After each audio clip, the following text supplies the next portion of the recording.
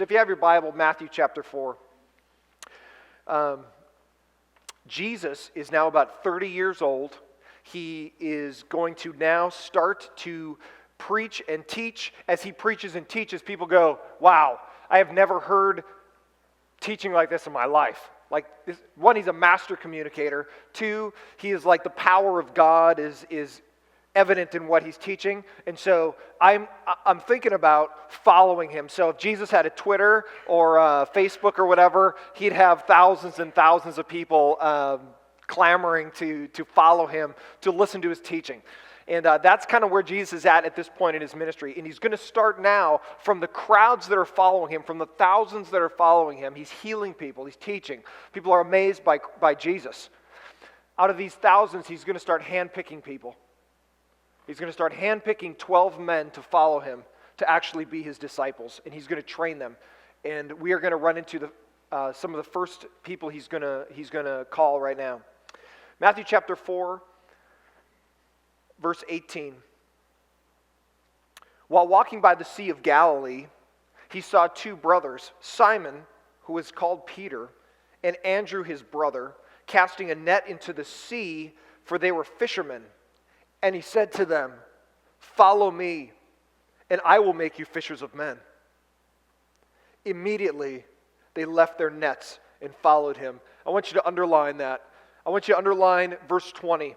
It says immediately. Immediately they left their nets and they followed Jesus. There was not another option.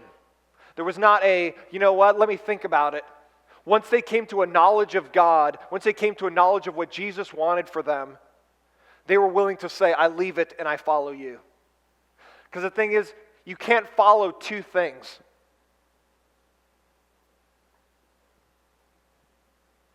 You have to choose.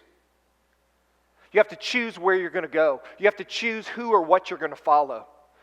Your mind can be divided somewhat, but your physical body can only follow one thing, one person, one event. And so, right here, Jesus asked Peter to follow him. And we're going to take a look at what that actually meant for Peter to do that this morning. Number one, the background. Simon is a fisherman. Do I got any fisher people out there? Anybody? Nobody. 5, 6, couple people. Got like a bunch of fishing rods hanging up in your garage, or in, if your wife allows you, in the house somewhere. Depending on, the kind of outdoorsy-ish wife you have or not. The kind of guy that puts up like the buffalo head or whatever over the fireplace, and like other mangy creatures that he shot or whatever, just kind of. I grew up in Minnesota, so taxidermy was a big deal. So a lot of my friends were taxidermists. If you don't know what a taxidermist is, it's a guy who takes dead things and tries to make them look alive. So like when you walk into someone's house, you're like, oh, that was a once alive, buffalo thing or whatever up on the wall. And so you see the trophies that people have gathered from going hunting or fishing. You see large, a shark or whatever, a massive tuna or whatever they've got up on the wall. And so you see what has been important to people, what they put their time towards. And Peter was a fisherman.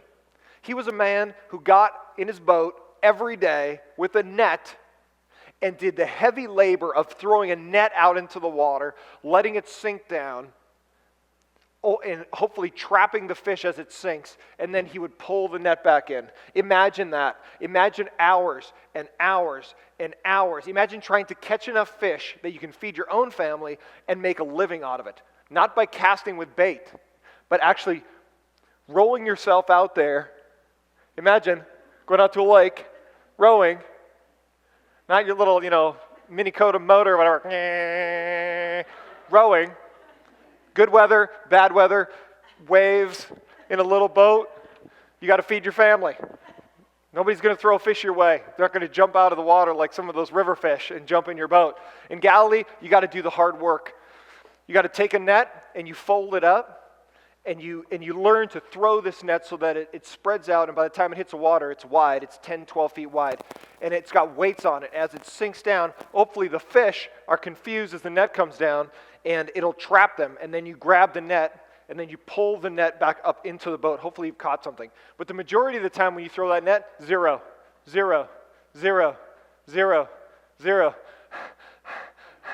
0, 0, 0, 0, 0, 0, 0, 0, 0. You know, pretty soon you got to work on both your biceps, right? Because one's like, oh, got to work on my other arm. You know, you keep throwing from one side, you got to start throwing from the other side to make sure your body's balanced. Because, I mean, it's just hours of aerobic and just hard labor of throwing this heavy net, and hopefully you get fish. Jesus is now going to ask Peter to leave what he's doing, to give up his business, to give up how he feeds his family for the moment, and actually follow him. Jesus is going to ask Peter to give up everything and follow. Imagine the conflict that goes through Peter's head, because he's a fisherman. It's not only what he knows, that's what his skill is, and that's how he feeds his family, and probably what he loves. Probably what he loves. And for those of us that love to fish, wow. To walk away from your fishing, to go into the desert with Jesus, that's a big deal, because there's no fish flopping in the sand out in the desert of Israel. He's leaving what he loves, he's leaving his living to go follow Christ. Peter was originally named Simon at birth. He grew up in northern Israel in a small town called Bethsaida. Eventually, Simon's father, Jonah, or John, comes out of Matthew 16:17, moved the family to the larger town of Capernaum on the coast of Galilee. So, when you and I go to Israel someday, when you and I trek around Israel, which we will here in the next year or two, we'll put a tour together. I'll do a teaching tour in Israel, and we will actually go visit these places. These are not plastic places in some dusty book somewhere. You can actually still visit these places. Capernaum is still there. Bethsaida is still there. You can actually go to the place that they believe Peter's house was, which is right next to the synagogue in Capernaum. Still there to this day. Imagine, men here, if you have a family, how many people moved here to Temecula?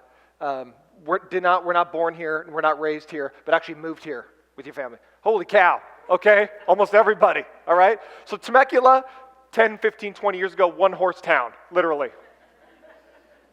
Right? You go to the saloon and tie your horse up or whatever. It's that kind of town 20, 25, 30 years ago. It's just desert and hills and orchards and, some stuff, right? There's like 20,000 people that lived here. It's just a little gas station on the way to San Diego. So all of a sudden, people go, I'm not going to pay $800,000 in Orange County for the same house I can get here for $250, right? So everybody's like, forget that. I'll travel an hour and a half to live in a beautiful area that's safe with my family. So everybody just starts flooding into Temecula, flooding into Murrieta, flooding into this valley. Houses just go ding, ding, ding, ding, ding, ding, ding, ding, all over the place. Hundreds of thousands of houses, right? That's how most of us got here. Most of us, the reason we got here. Or at least the reason we stayed once we got here. So, same thing. Imagine you, men. You now are in a small little town.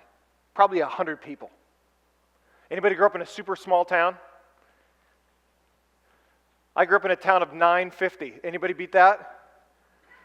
We got one. Okay, two. I grew up in a micro little town. Like they counted like squirrels as part of the population for tax reasons. When we left there, I wanted to get out of town. I wanted to go to a bigger city. I wanted to go to a bigger town. I didn't want to grow up in a small town. I wanted to have a new life. And that's exactly what John, Simon Peter's father, does for the family. He goes, we're going to become fishermen. Bethsaida is not on the lake of Galilee, Sea of Galilee. So he takes his family, just like many of you did, and he moves to a different area that you wanted to be with your family. A place where you could raise your kids, a place that there's hopefully better employment. And he does that. He moves to Capernaum. And he starts to raise his family. Imagine Peter skipping rocks on Galilee. Just being a kid, growing up. Watch this. Ready? What John, Peter's father, didn't know when he moved his whole family to Capernaum is that it was in the sovereignty of God that Capernaum looked attractive to him to go start his family there, to go start a fishing business. Jesus meets Peter, Simon Peter, in Capernaum because his father thought it was attractive to move there. And I want you to track with me for a second. The only reason you're here right now is because God has ordained it. I know you this morning go, okay, my wife's complaining about going to church. Let's get back to church for the kids. Okay, whatever. Let's go. You came here because coffee's awesome. You came here because you like the lighting. Whatever. Comfy seats for you to snuggle in and sleep while I preach. Whatever whatever the reason you got here, I don't even know why. Maybe somebody nagged you and you came. Maybe you saw us on Google or whatever, and you're like, church is in Temecula. And you saw us right there. And you're like, you know what, I'll go check it out. Might be great, might be lame. I'll spend an hour and go figure it out. Whatever reason you're here, I want you to understand this. God has ordained this moment for you.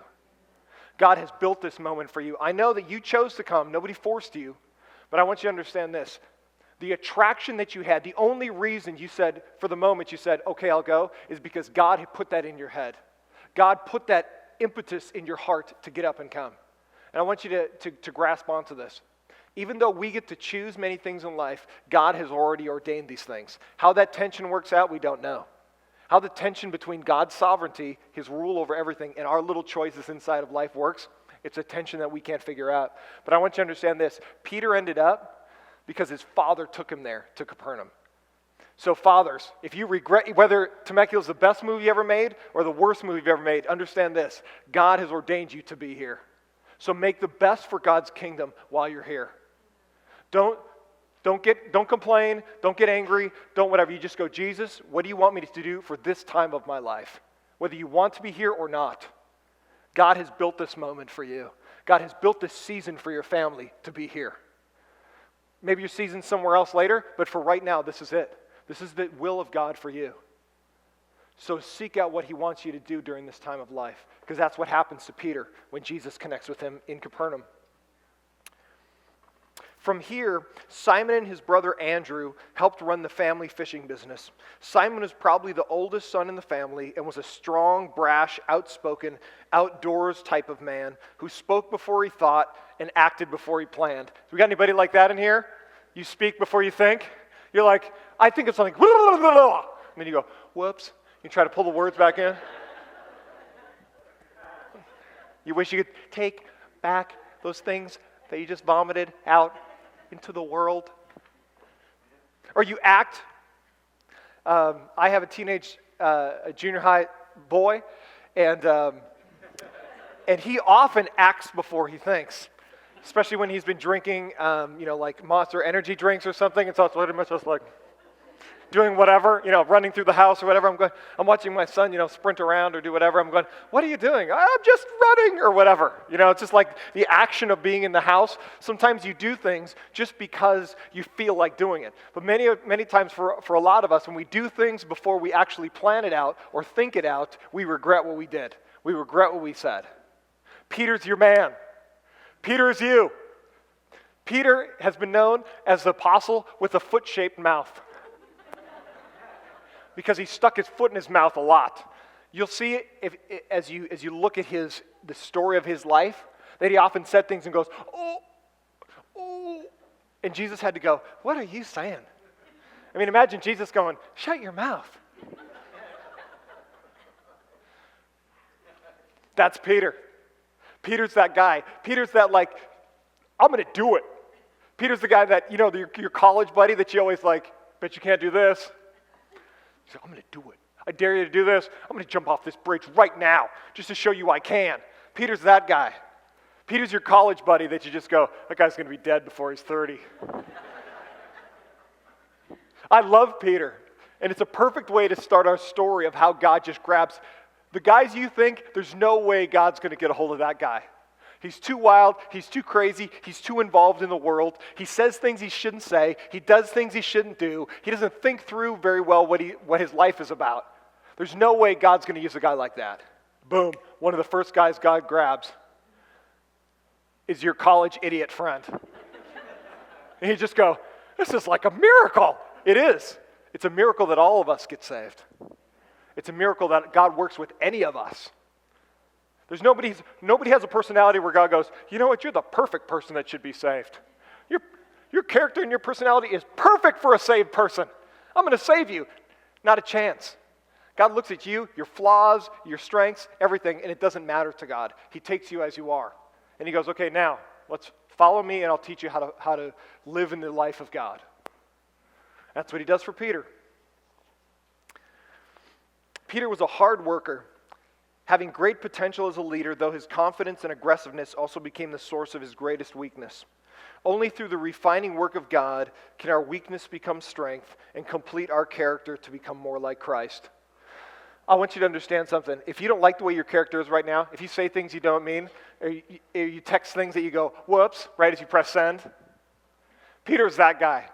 Peter's the texter that goes, you know what, I haven't appreciated you one time of my life, and I hate you, and I hope we never, ever are friends again. And then you look at it and you go, you know, that's probably not what I should do. And you think you're going to press delete, but you press send.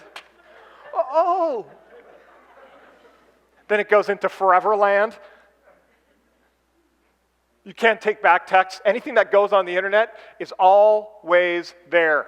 You want to know something scary and ready? Internet people, teenagers that are watching me right now across the world, you know Snapchat that was actually built to be a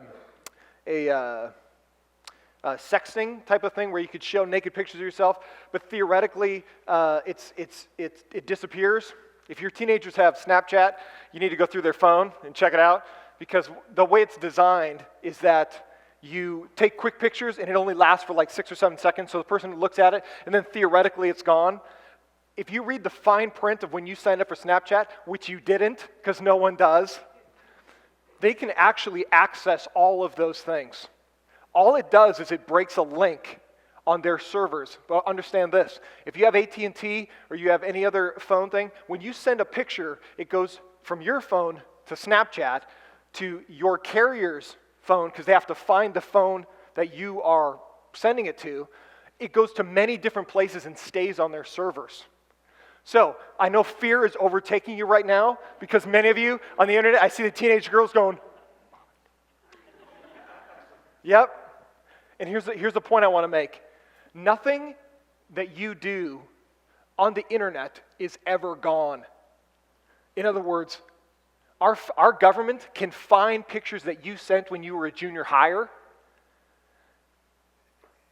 that you think are deleted and gone. They can even watch this, even computers that are burned in a house fire where they're like the hard disks are melted, they can still retrieve data off that. They do it all the time for businesses that when their businesses burn down. So here's my point. Now that fear is overtaking you and you're like having panic attacks, good, because this is what sin does in our lives, right?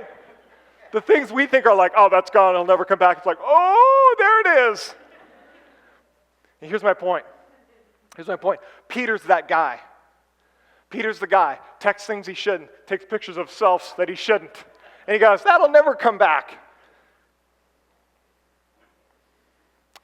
Aren't you glad you got up this morning? It's awesome. Peter is that guy. Peter's that guy because Peter's me and you. Doing things we think will be hidden, but they're not hidden because Jesus brings it to light. And you know what the beautiful part about what Jesus does is he doesn't go, you're such a loser, you're out of here, you're disgusting and vile, and you're rejected. Jesus goes, you're disgusting and vile, but I'm going to do something awesome with you anyway. That's the grace of God, right? He doesn't just overlook things and go, oh, that's not a big deal. It is a big deal. But God makes it a big deal to himself because he forgives our sin. And he cleans us up and moves us forward. And that's exactly what he does with Peter. Despite all the things he did in his past that Jesus knew about, the things that were not hidden to Jesus, he still did something awesome with Peter. Isn't that great? Peter, Snapchat. Still loved him. The things he thought were gone were not gone, but Jesus loved him anyway. And Jesus did something fantastic with him, and that's what we'll see right here. The follow me moment. Peter sees the power of Jesus. Peter sees the power of Jesus. For those of us that Jesus has been a religion, you need to read the Bible.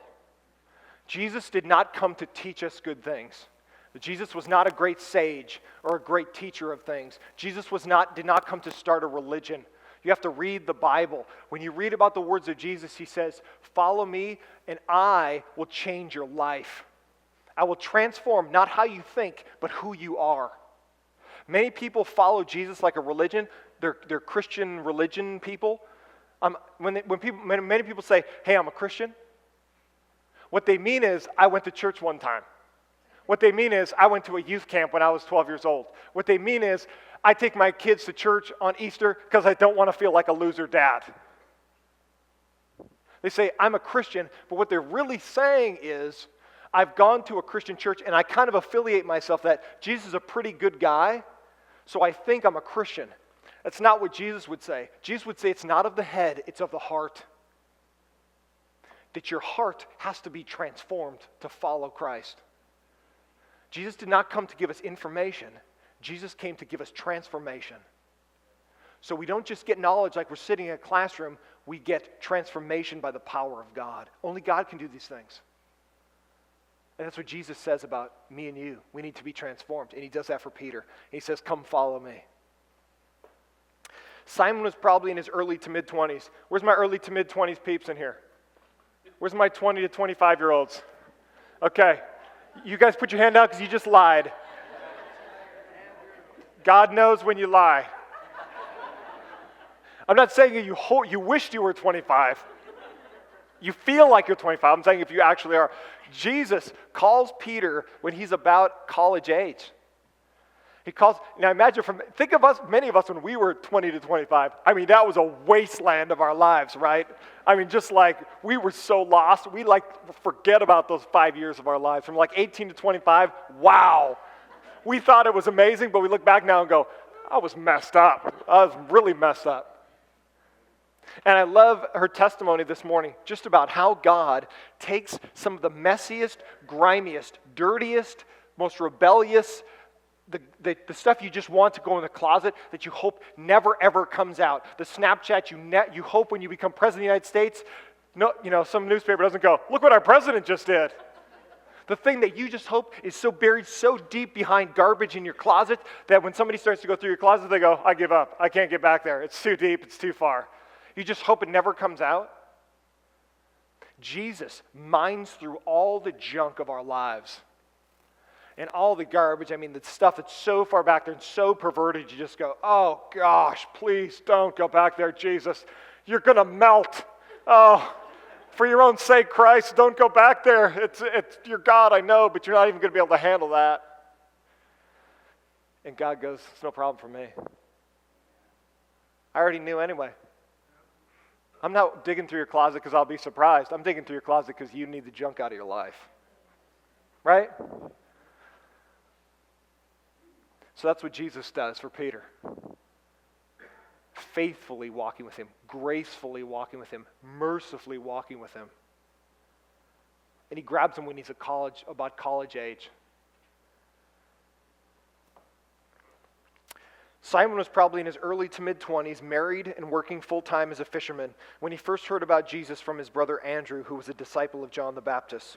One day, when John saw Jesus walking by, John proclaimed that Jesus was the Messiah, and Andrew, Simon's brother, went and brought Simon to meet Jesus. And we see that in John 1:41. At this first meeting, Jesus modifies Simon's name to Peter, which in the Aramaic, which they spoke Aramaic in the first century, which is Kephas, or in the Greek, it's Petros, which means a rock or a stone or a part of a ledge. It's not the whole ledge, it's not the whole rock, but it's either a small stone or a piece of the ledge, a piece of a rock. Imagine meeting me for the first time. Those of you that are here for the first time, if I walked up to you, I said, hey, I'm Pastor Jim, welcome to the Orchard. And you said, hey, my name's John. And I said, it was John, but now it's Greg.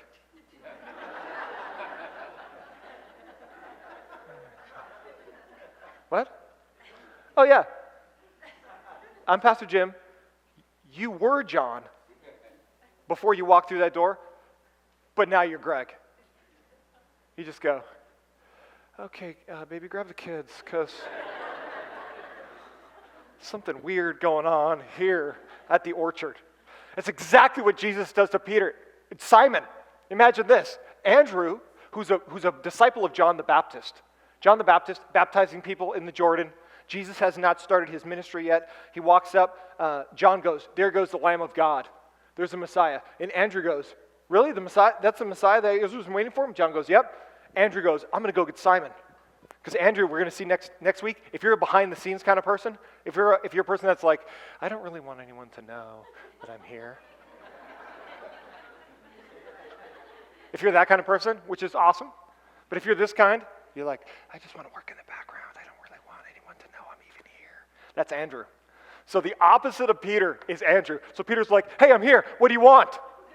Andrew's like, shh, don't talk like that. Andrew doesn't even go after Jesus. You know what Andrew does? He goes and gets his brother. When he goes and gets Simon, Simon comes to Jesus. And he walks up to Jesus and he goes, hey, I heard that you're the Messiah. And Jesus goes, yes, Simon, guess what? Now your name's Peter.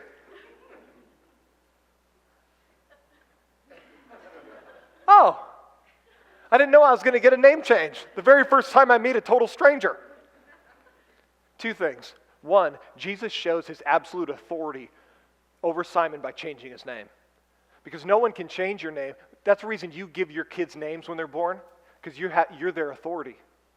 That's the reason to this day I have the name that my parents gave me, because on the day I was born, they gave me that name. They had authority over me. Could I change that? Yeah, but the reality is my name is who I am. I refer to myself by the name that someone else gave me. So when Jesus says, Simon, you're now going to be called Peter or Cephas, he's saying you're going to be called the Rock. And I love that about Peter, because now Peter is going to have to be something that he wasn't before. He's going to have to be, rather than a vacillating like, hey, I'm going to do whatever I want, say whatever I want, he's going to have to be the rock that other people look to and are able to build their lives upon. When the other disciples look at Peter and they go, what should we do? Peter has the ability to know what to do. Peter's going to become the leader of the apostles. But at this point, the very first meeting, Jesus changes his name. And that's pretty hardcore. When your name is changed by a stranger. Jesus shows his authority over him, and he shows him the kind of man he's going to need to become in the future, that he's not yet. But right up front, Jesus says, I'm going to make you into the Rock. People are going to be able to look to you and go, he's no longer this mister doing whatever. He's like, boom, I know exactly what Peter's about. He's about following God.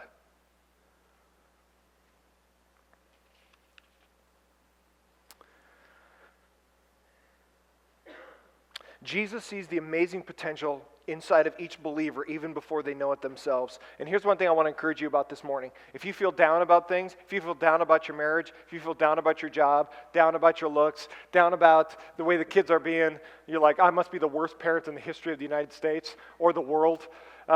Whatever you feel down about this morning, I want you to understand this. God, one, he already knows how lame you are. So let's just get that out of the way. Okay? You're like, what if Jesus finds out how lame I am? He already knows. Okay? So find some okayness in that. God already knows. You're lame, I'm lame. Okay, cool. Let's just lay a foundation for what we're going to talk about. He already knows the darkest parts of who you are. And the awesome part about God, he still loves you anyway. You don't even love yourself for those things, but God loves you anyway, in spite of those things. So watch this. Watch how amazing this is. God's going to, just the way with Peter, same thing with us. God, before Jesus even met Simon, he already handpicked him. He already knew who he was going to be, how lame Peter was going to turn out in some of the stories in the gospel, and he still says, I'm going to make you into the Rock. Jesus knows you before you even come to him. Jesus knows your garbage before you even bring it out. He loves you anyway, and before he even calls you to himself, he already has a great plan for your life. But it's up to us if we're going to follow. Watch, ready? Here's attention. Ready? God already knows you. He has a plan for you, but it's up to you if you're going to follow it. You understand what I'm saying? So, God could have a plan for you, but you could go, no, I'm going to go this way. And you damage yourself, and you damage your marriage, and you damage your kids, and you're all broken, and you go, God, this wasn't a great plan. And God goes, yeah, that wasn't the plan I had. Watch this, because if you're right there right now, if you're all mangled and your relationships are all mangled and you're like, can't move. The even more amazing part of God is even when we're rebellious and lame, God still comes to get us. And he picks us up and he fixes us and he goes, okay, are we ready to go now? And God just graciously always pulls us back on the path. Oh, okay. Broken legs again. All right, I'll fix those. Here we go. Oh, you broke your arm. All right. At some point, you got to say, I'm tired of breaking myself. I'm going to be broken for the things of God and live in his freedom. Peter's going to break himself a lot in the Gospels, but God's going to be gracious to him every step of the way. For about a year, Peter is loosely connected to Jesus until one day Jesus gets into Peter's fishing boat so he could preach to a large crowd, then afterwards asks him to go fishing. Because it's the middle of the day when the fish are usually too deep to catch with a net, Peter is doubtful but obeys. After they catch a miraculous amount of fish, Peter recognizes his sinfulness and the power of Christ. I want you to turn to Luke. So you're in Matthew right now, Matthew, Mark, Luke. So this is the actual story that we saw the video of. Luke chapter 5. Luke chapter 5, verse 1.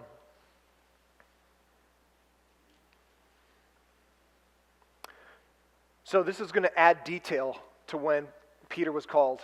On one occasion, while the crowd was pressing in on him to hear the word of God, remember at the beginning of the sermon, I said Jesus is one of the most powerful, popular men around. People are pressing in to hear him. He was standing by the lake of Gennesaret, which is another name for Galilee. And he saw two boats by the lake, but the fishermen had gone out of them and were washing their nets. So it's the end of their fishing day. They get up at the crack of dawn. Any of you that have gone fishing, you get up at the crack when it's still dark. It's dark, it's cold. The world is still sleeping. It's 3 or 4 in the morning. You get up with nets, you get out in your boat, and you know why? Because in Galilee, it's very deep and it gets very shallow. So the fish migrate in the cold, cooler waters of the evening and early morning up to the shallow. It's the only way you can catch them with a net. In the heat of the day, like right now, around noonish into the afternoon, the heat comes, the fish go, we're out of here. And they slide back into the deep. You can't catch them with a net. Jesus, in the middle of the day after preaching, imagine this, you're a fisherman. You know what he says to Peter? Head on out to the lake, we're going to catch some fish. Peter's like, dude, these guys that just walk in from Israel, they don't even know how to fish. Okay, desert guy. We're going to go on the water. I know you're not a fisherman, so time out. I'm going to give you a little lesson about fish. And then he just tells him the whole story. But you know what I love about Peter? Peter goes, it's not going to work, but because you're telling me to, I will. I love that about Peter. He's not an idiot, but he still is obedient. And look what happens. And he saw two boats by the lake, but the fishermen had gone out of them and were washing their nets, middle of the day. There's no fish right now. They're too deep. They're washing their nets, getting all the seaweed and rocks and stuff out of them. Verse 3, getting into one of the boats, which was Simon's, he had asked him to put out a little bit from land. And he sat down and taught the people from the boat. And when he had finished speaking, he said to Simon, put out into the deep and let down your nets for a catch. And Simon answered, Master, we have toiled all night and took nothing. So he's just telling him. He's given Jesus a little bit of a history lesson. When fishermen go out on this lake, we go out when it's dark, when it's cold. Fishies come up to the shallow, Jesus. We catch them with nets, and we pick them up and take them home. When the sun comes up, fishies go, we're down. We can't catch with nets. So I love how Peter says this. Here's the deal. We already worked when the fish are there, and we got nothing. It's the middle of the day. I can guarantee you, Jesus, not one fish is going to be like, I need to be up where it's hot. But because you say so, and I wonder if Peter in the back of his mind's going, I'm going to show this guy what's really going on. Because, many of us would go, okay, Jesus, okay, you're some smarty fisherman guy. Okay, cool. Just get in the boat. I'm tired of hearing you complaining. Go ahead, Jesus, throw your net. We'll see what fish are out here right now. I wonder if Peter in the back of his mind is going, Mr. Teacher guy thinks he knows what's going on with fishing. We'll go. We'll see. Okay. He rows out there. We've toiled all night, caught nothing. But because you say so, we'll go. Verse 4. And when he had finished speaking, he said to Simon, put out into the deep and let your nets down for a catch. And Simon answered, Master, we've toiled all night and took nothing. But at your word, I will let down the nets. And when they had done this, they enclosed a large number of fish, and their nets were breaking. They signaled to their partners in the other boat, and we're going to talk about them in the coming weeks, James and John. They signaled to their partners in the other boat to come help them, and they came and filled both their boats so that they began to sink. This is a lot of fish, Jesus. Verse 8. But when Simon Peter saw it, he fell down at Jesus' knees in the boat. Imagine getting down with fish. They're flopping around. It smells like slimy fish. Jesus is standing there. Simon, who's a seasoned fisherman, they move there to fish. And he gets down and the fish are just flopping. And he looks up at Jesus and he grabs onto his leg and he goes, "Depart from me," like get away from me, because I am a sinful man. I want you to understand, Peter at this point, he doesn't even care about the fish. He sees in Jesus the miraculous power that only God can have, because he's not stupid. He knows what has just happened is absolutely miraculous. That there would be times, even at the best of times, you would never fill a boat with fish with a net in Galilee. They have not only filled their boat, they've filled their partner's boat so full they can't even row it into shore hardly. And imagine being in the boat going, "You got to get away from me, because I have just seen divinity come into my life." And you know what I love about this organic story of Peter? Is it's in there with his life. Just fish.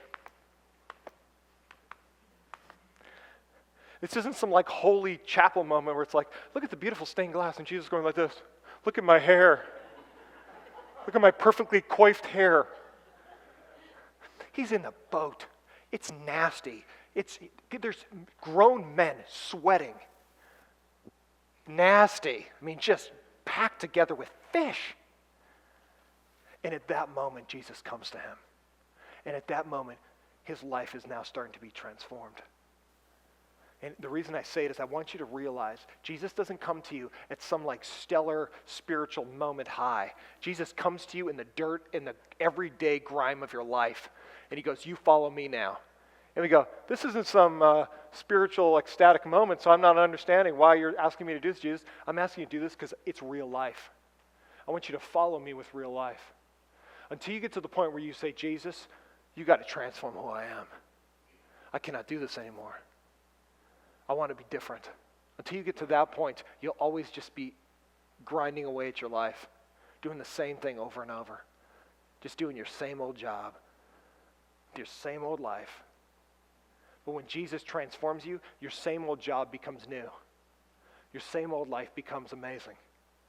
Not because the circumstances have changed, but because your heart is now changed. And that's what happens to Peter. Jesus then tells him to leave his occupation and everything he knows and loves and follow. And I love the Greek word elpizo, which means fall in behind me, to follow him on a permanent basis. Jesus will challenge a believer's control of their lives. Lastly, the follow me ending. So the follow me moment is Peter right here, boom, sees the power of Jesus. The follow me ending, how does Peter's life end? Once Peter left his family and fishing business to be trained by Jesus for 18 months, he became Jesus' best supporter, but also committed the most treacherous denial. And I want you to turn to Matthew 18 real quick. Matthew 26. So turn back. Matthew 26.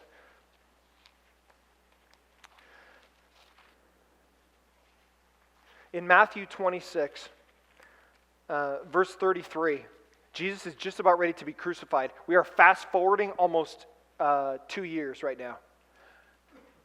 "Depart from me, Lord, for I'm a sinner." They go through many things together. Peter's spoken many stupid things and many amazing things. Jesus had grace on Peter. At the very moment that Jesus needs Peter, look what happens. Matthew 26, verse 33. Jesus just gets done telling them, all of you are going to fall away from me tonight. The disciples have already said, we're going to die with you. But Jesus has said, guess what, guys? You're not going to die with me. You're actually going to desert me and leave me. And everybody's going, there's not a way. You've trained us for the last 2 years. We love you, Jesus. And look what Peter says. In verse 33, Peter answered him, though all fall away, though all the other 11 disciples fall away because of you, I will never fall away. Jesus said to him, truly I tell you, this very night before the rooster crows, you will not deny me once. You will not deny me twice. You will deny me 3 times.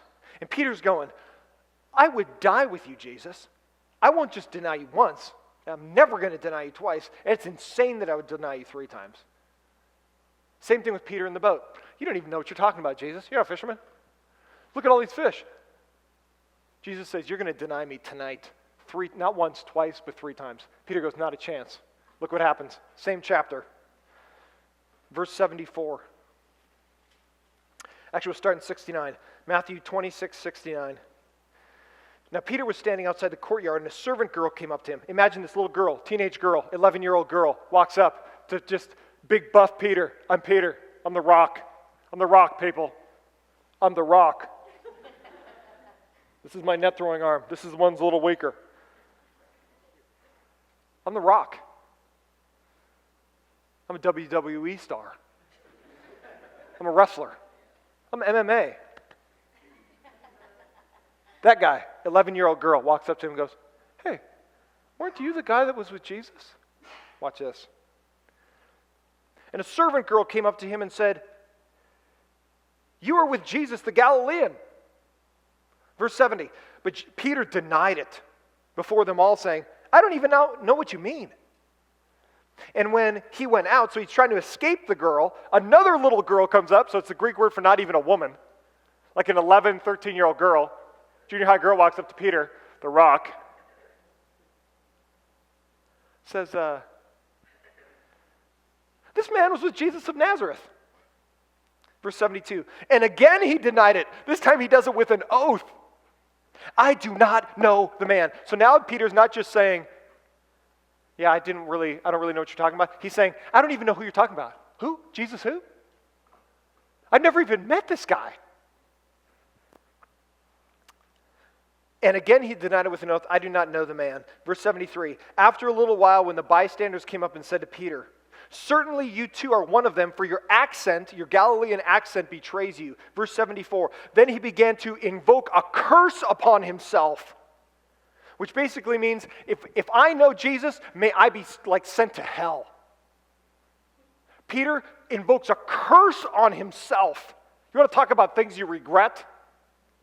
He says, if I know Jesus, God can just destroy me and throw me into hell.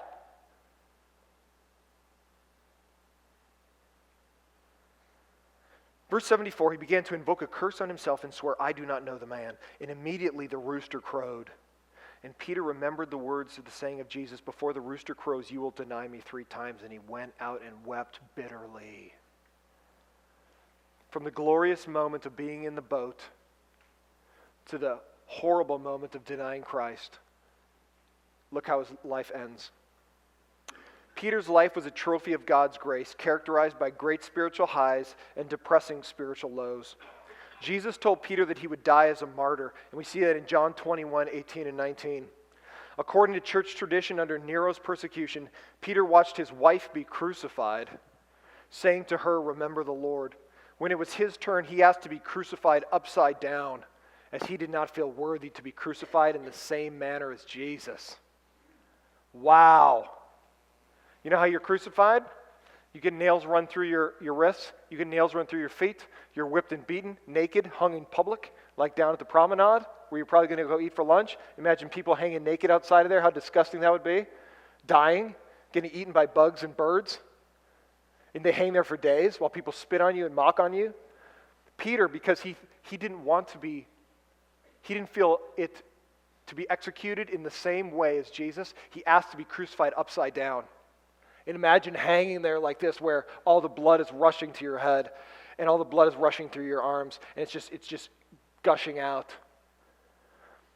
Peter's life was transformed by Christ. He had major flaws. He had major times of, I don't know what you're talking about, but God had so much amazing grace on Peter that by the end of his life, when Peter's an old man, he watches his wife under the persecution of Nero, the emperor. When he started killing Christians, he watched his old wife be crucified, which they hardly ever crucified women. He saw his wife be crucified, and his encouragement to her was, remember what the Lord did for us. And then right as it was his turn, he said, I don't even want to be crucified. I'm not even worthy to be executed in the same manner as Jesus. Please execute me upside down so that I, because of the shame that I brought to Christ, I want to make sure that he's honored above myself in all things, even in my execution. Is that not intense? Is that not an intense way to live and die? That I don't just give my all when it's comfortable. I give my all even when I'm on my death's doorstep. Peter's life was so transformed, even in his failure, he became the rock. And to this day, when I preach on it, we see ourselves in Peter, the great grace that God has for me and you. Do you desire to want to follow God like that this morning? Do you desire to want to follow Jesus like that this morning? And I pray that if you're not there yet, or if I'm not there yet, that God would draw us into a deeper love relationship with him. Because when you love something, you're willing to sacrifice. If you love something greatly, you're willing to sacrifice greatly. Let that be us today.